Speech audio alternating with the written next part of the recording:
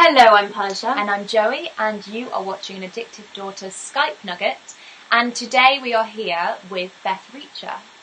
Beth is a professional women's life coach and the founder of the career-stylist.com, the online home for women who want to style a 21st century career and business they love. Hi, Beth. Hi guys, thanks for having me. No worries. So, Beth, our first question to you is, we're going to talk a lot about career today, and we just wondered, where did it all begin with you? Because you've been doing the career-stylist.com for a while now, so we just wondered a little bit about your journey, if you could share that with us.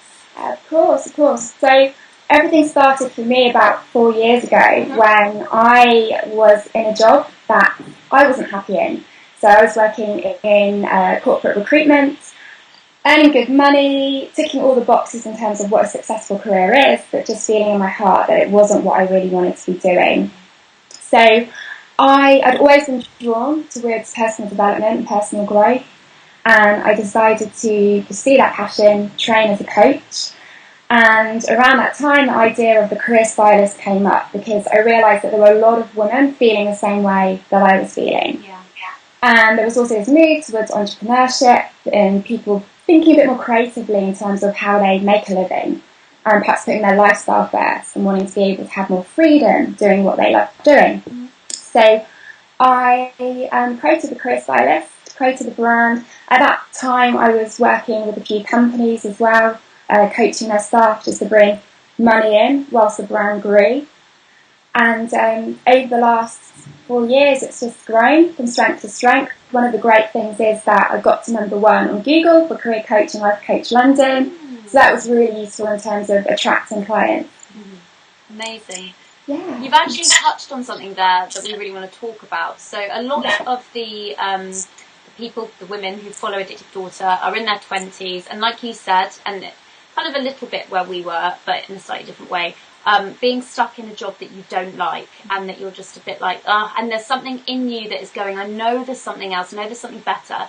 And a lot of people actually know what that actually is. One of our life coaching clients, for example, she works in media, but she's always wanted to be an interior designer, and she's just got the eye for it, but it's kind of like, where the hell do you start? And it's just a lot of internal blocks around it. And it's really daunting, isn't it? Because especially if you need to sort of qualify in a different industry, you just think, how could I ever make that work with my 9 to 5 and my commitment to paying my rent? And I think there's so many things that can stop us from pursuing what we actually know in our hearts is probably the way we should be moving towards with our lives.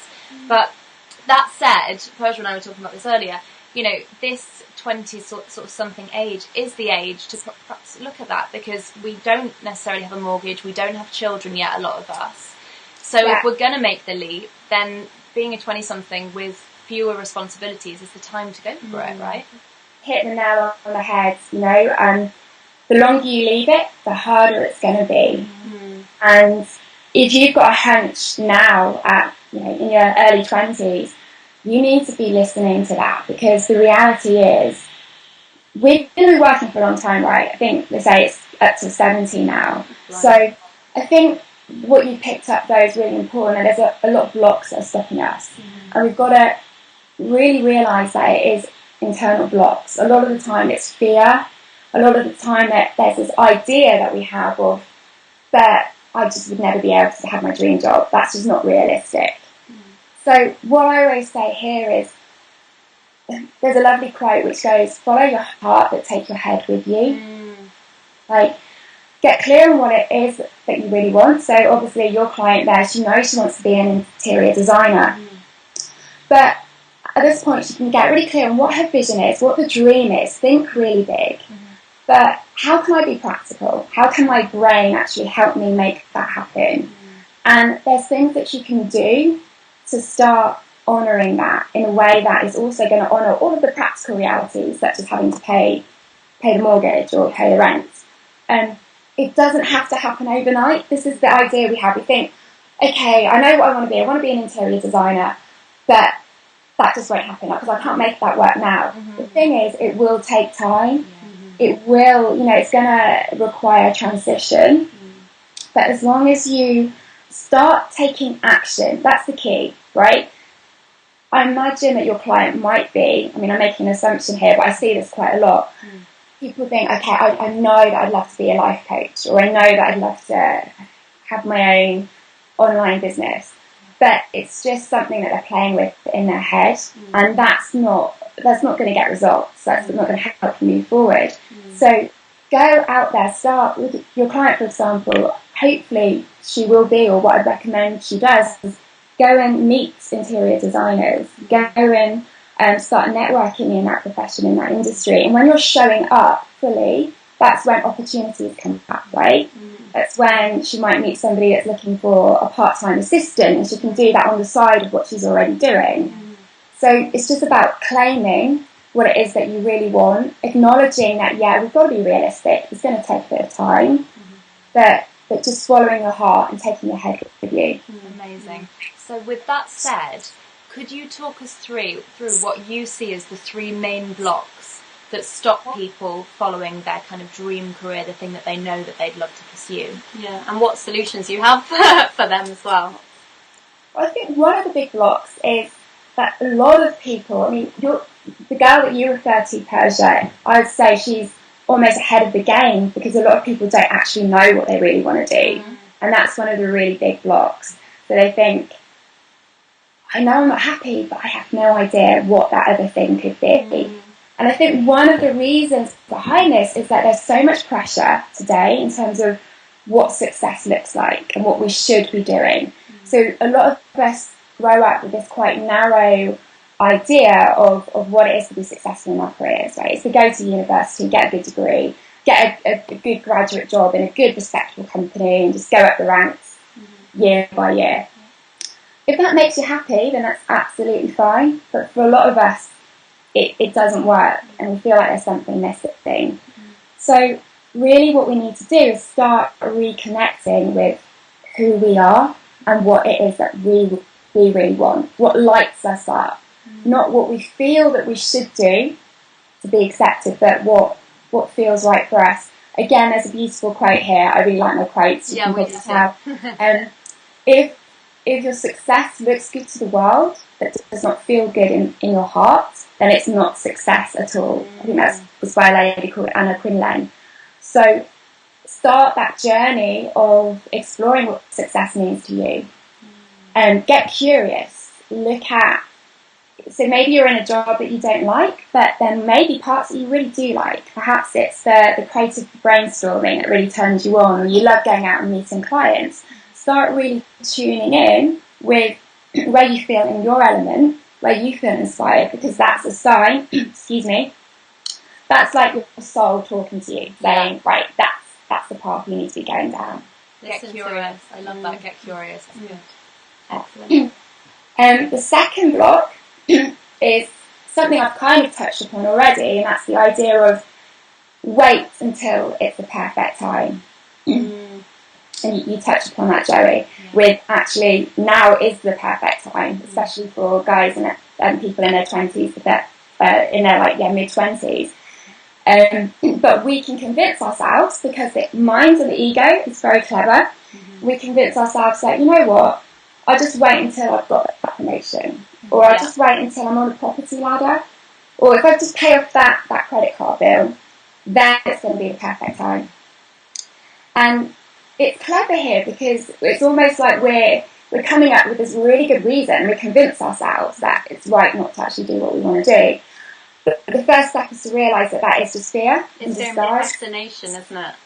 Absolutely. It's fear of risk and what might happen, and it's safer to stay where you're comfortable. Even if what's before you is potentially so much more exciting, it is that thing of you just want to sit tight because you know this, right? Absolutely. Yeah. The thing is, what we're doing there, and we're trying to control a lot of the time. We're trying to, when I have a perfect solution of what I want to do with my life, that's when I'll start making action. But when we're controlling, we're actually blocking what I call the magic of life coming to us, right? We're actually blocking all of these amazing opportunities and things that we can learn about what we want in our career. And because we're sitting at home maybe we're going on Google, exploring all of the opportunities that we could, all of the potential career paths that we could be going down, but we're not actually going out there and showing up. And the thing is, it's through the do that clarity comes. That's Marie Forleo, isn't it? She says clarity comes through engagement, not thought. You have to do it. And you, like you said, it's about risking, because like when we started Addictive Daughter, and I'm sure you found when you started the Career Stylist, you kind of don't know what you're doing at the start. Like, you're creating this brand and you're having to use new skills you've never used. And starting anything is scary, but you start before you're ready, they say. You're never going to be ready for it. So you have to just do it and be willing to fuck up at times. And my personal philosophy is, when you take a bit of a risk, when you trust in the universe, in the world, then the universe almost gives you a reason why you should trust it. It's almost like, why should all of these opportunities fall on your lap if you're not willing to put yourself out there a little bit? Yeah, you have to take the step before the universe steps to you. Yeah. Something we've really found. Yeah, definitely. So true. And still, again, people come in here and say, oh, but the point is, I can't take a step because I don't know what it is that I want to do. But that's going against the whole essence of this. It's like, when you show up and just do something, whatever it is. It could be just going to a networking meeting and meeting other people who are on the same path as you, who are looking for finding the career that they really want to, that they're going to love. Just by doing that, even though you've got no expectation or you don't know exactly where that's going to lead, that's when you're opening up for the clarity and the answers and the magic to just start to happen. Or they could start working with you because you're the career stylist, and then they'll open themselves up that way as well. Exactly. Who knows, if you don't ask, you don't get. Yeah. So put yourself out there. Totally. Just to summarise, take action now. Yeah. Yeah, very good. Great one. Cool. So the third block is, again, something, Persia, that you touched upon at the beginning, and that is the practical reality of life getting in the way. And people may be watching this video thinking, you know what, that sounds all lovely, like having a dream career, doing what I love, that is a dream. That's just not real and possible for somebody like me who is in loads of debt and has no chance of getting on the property ladder. Like, I need to be sensible and realistic. But the truth is, that is just, I'd say that what happens here is the mind's coming in and giving us this binary idea of it's either or. You either love what you do or you have to just struggle doing something that you don't want to be doing, and that's just your reality. But like I said before, you absolutely can make a transition over time. Get clear on what it is that you really want. What's the big dream? Let go of the ego and the resistance here, because there will be a part of you that's probably saying, get realistic. Let that go and really think, okay, what would excite me? What would I love to create? What would I love to do? It might be having your own business. It might be, you'd love an international job, traveling the world and meeting lots of different people. That's fine. Get clear on what it is. And then think to yourself, okay, well, how can I make that happen now? How can I take steps towards it in a way that's honouring that dream, honouring that vision in my heart, but it's also going to give me those, practical things that I need in terms of money. The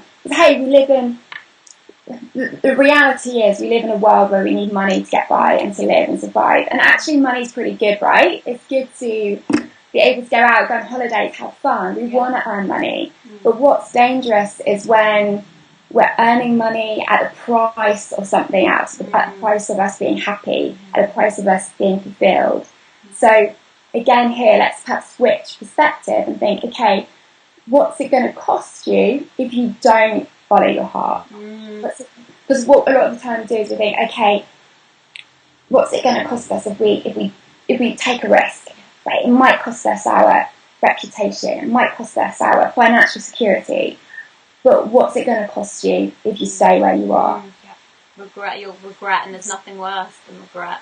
And it's really interesting, I think, trusting in the process, because when we first started Addictive Daughter 2 years ago, Beth, we had been actresses, so we were used to doing part-time freelance work, we were doing tutoring, we were doing events work, bit teaching, all sorts. And towards the beginning, we held on to a lot of that, but very gradually, and in its own time we were able to let go step by step, and and you do sort of wean yourself off, but it doesn't happen overnight. And to be honest, it was absolutely fine that we were balancing a few things at once. It's almost a pleasure, by doing that stuff still, but starting Addictive Daughter, we remembered why it was so important to us that we wanted to get Addictive Daughter up and running, with a view to move away from that stuff in time. So it kind of, it just kept us focused really and motivated.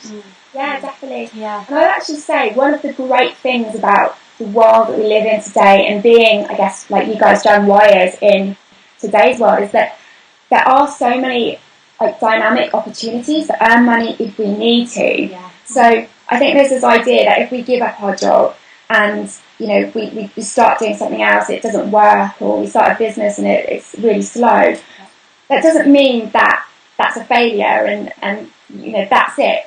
Go out and get a job doing some promotional work if it's going to bring some income coming in. There's so many crazy ways you can make money now. You can set up an eBay store and start flogging stuff on eBay. Think creatively in terms of how you can make money.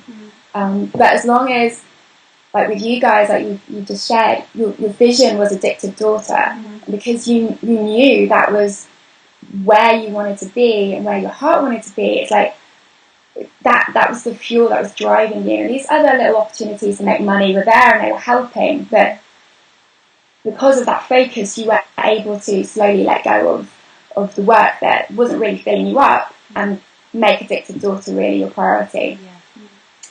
Oh, Beth, this has been amazing. We could talk to you for hours, we'll definitely be doing more interviews like this in the future with you. But please do tell the people watching where they can find you.